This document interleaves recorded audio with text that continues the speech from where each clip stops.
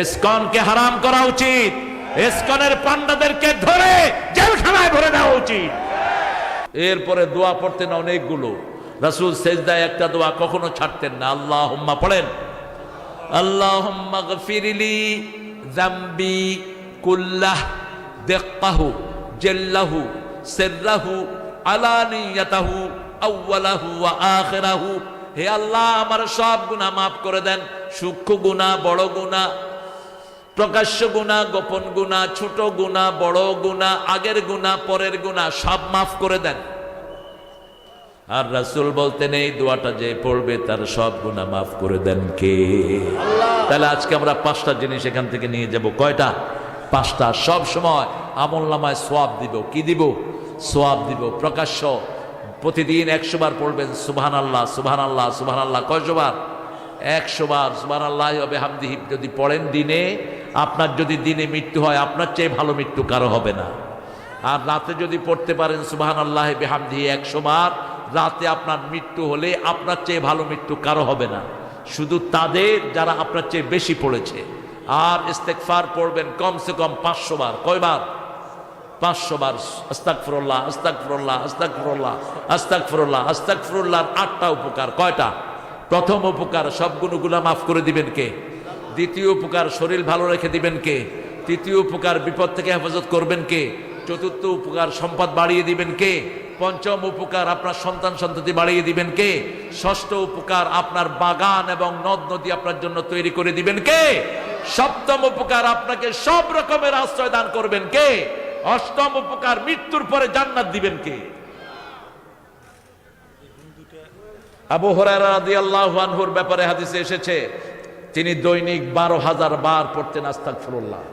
12,000 বার। এমনি তিনি সাইয়্যিদুল মুহাদ্দিসিন হননি। যখনই সুযোগ পান কি পড়বেন? আস্তাগফিরুল্লাহ, আস্তাগফিরুল্লাহ, আস্তাগফিরু রাব্বাকুম ইন্নাহু কানা গাফফারা ইউরসিলু আলাইকুমুস সামাআ মিদরারা। হ্যাঁ, ইসকন হলো উগ্র হিন্দুবাদী সংগঠন। ইসকনকে হারাম করা উচিত, ইসকনের পান্ডাদেরকে ধরে জেলখানায় ভরে দেওয়া উচিত। বহু ভাইয়ের রক্ত ঝরিয়েছ ইসকন। ইসকনের হাতে রঞ্জিত হয়েছে বাংলাদেশের অসংখ্য ছেলে মেয়ে। ইসকনের এখন গোপন সূত্র হলো তারা মুসলমান মেয়েদের সাথে লাইন করে ওই মেয়েদেরকে অবৈধ সম্পর্কে পাতিয়ে তাদের পেটে হিন্দু সন্তান দিয়ে বিদায় হয়। অসংখ্য বিষয় নিয়ে তারা ছুটছে আমাদের দেশে। আমরা ইসকনের কোন শাখা এখানে দেখতে চাই না। ইসকনের মূল পৃষ্ঠপোষক ছিল ওই যে জয়, ও ছিল মূল পৃষ্ঠপোষক। খবরদার, ইসকন এই যে চট্টগ্রামে খুন করেছে কারা? কারা? ইসকনের যে শয়তানকে ধরা পড়েছে ওই শয়তান ছিল সমকামী। বহু ছেলে মেয়ের জীবন নষ্ট করেছে ওই শয়তান। হিন্দুরাও তার বিরুদ্ধে কথা বলেছে। এই ইসকন মানুষের রক্ত নিয়ে খেলে। ইসকনের সদস্য হলো মোদি। ওই কুত্তার হাতে লক্ষ লক্ষ মুসলমান প্রাণ হারিয়েছে। আমরা কারো দুশমন নই, কিন্তু আমার ভাইয়ের গায়ে ছুরি দিয়েছো, আমরা তোমাদেরকে ছেড়ে কথা বলবো না। ঠিক না? ঠিক। এই সাইফুল হিন্দুদেরকে মন্দিরে পাহারা দিয়েছে। এই সাইফুল হিন্দুদের গির্জা মন্দির পাহারা দিয়েছে তারা যেন পূজা করতে পারে, আর সেই সাইফুলের গলায় তারা ছুরি চালিয়েছে। ইসকনের কোন কর্মসূচি ভালো নয়।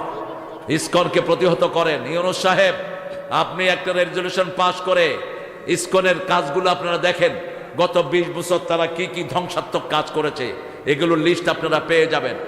ইসকনকে ধরেন, বাংলাদেশ থেকে এখান থেকে ব্যান করেন, আর তাদের উগ্র নেতা যেগুলো এগুলোকে জেলখানায় দিয়ে চিরতরে এদেরকে ওখানে পচিয়ে মারেন।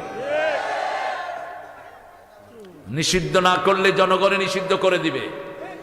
আমরা যখন খেপবো তখন আর আপনাদের মুখের দিকে আমরা তাকাবো না।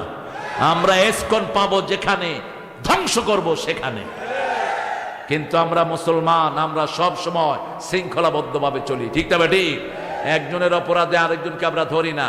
বাবরি মসজিদকে ধ্বংস করেছে তোমরা, আমরা কিচ্ছু বলি নাই।